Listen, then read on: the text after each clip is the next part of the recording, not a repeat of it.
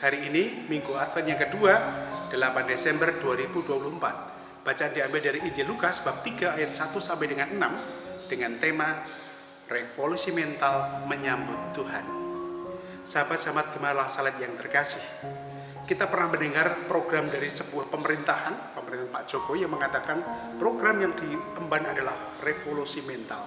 Dan orang punya pengharapan yang begitu luar biasa. Karena apa? Sebelum bekerja, sebelum membuat segala sesuatu, mentalitas kita, budaya kita, kultur kerja kita, sikap kita memang harus dibenahi. Karena ketika kita mempunyai revolusi mental yang baik, punya sikap yang baik, cara pandang yang baik, cara berpikir yang baik, disitulah segala sesuatunya akan berjalan dengan baik.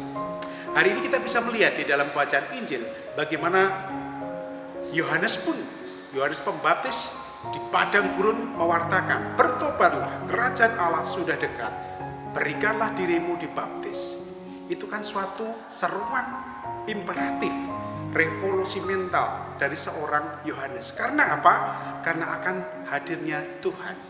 Tapi kita bisa melihat di dalam bacaan Injil, konteksnya adalah bahwa Yohanes berseru di padang gurun. Ini punya dua makna. Makna pertama, padang gurun adalah sesuatu yang gersang. Kalau benih ditanamkan di padang gurun, pasti juga tidak akan tumbuh. Artinya bahwa ada banyak kesulitan dalam sikap hati kita kalau kita tidak menuruti kehendak Allah. Itu seperti padang tandus yang harus terus-menerus dipersiapkan dengan baik. Harus digempur, harus diolah dengan baik sehingga benih itu nanti bisa tumbuh. Maka itu gambaran juga sikap hati yang tidak mau mendengarkan Tuhan. Tapi padang gurun juga punya arti bahwa itu tempat di mana Israel mengembara dari Mesir sampai ke tanah terjanji. Dan mereka mengembara di padang gurun. Dan bagi saya makna yang kedua ini begitu indah. Karena memperlihatkan bahwa itulah peziarah kita.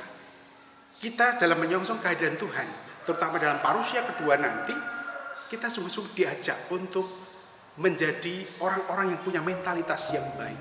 Bisa menata hati dengan baik. Kalaupun hati kita padang gurun, mari kita olah dengan baik sehingga sabda Tuhan, sehingga kehendak Tuhan, sehingga rencana Tuhan itu bisa tumbuh dalam hidup kita. Dan kita sadar betul bahwa mengubah itu tidak mudah. Karena itu adalah sebuah peziarahan yang kadang-kadang kita mampu, kadang-kadang tidak. Tetapi Tuhan mengatakan pada kita agar sungguh-sungguh semuanya itu bisa dipersiapkan bagi datangnya Tuhan. Maka kita melihat dalam kehidupan kita sehari-hari, kalau ada tamu pasti kita akan membersihkan segala sesuatunya. Kalau ada tamu pasti membersihkan kamar kita, rumah kita sehingga layak untuk tamu yang datang. Apalagi Tuhan. Kalau Tuhan akan datang dalam hati kita, di palungan hati kita, lahir dalam palungan hati kita, tentu kita pun dengan sukacita akan membersihkannya. Dan itulah revolusi mental di masa Natal ini. Semoga Tuhan berkati kita, pembaruan hidup kita, karakter kita, agar sungguh-sungguh padang tandus di hati kita menjadi yang padang syukur untuk Tuhan dan kehadirannya. Tuhan memberkati.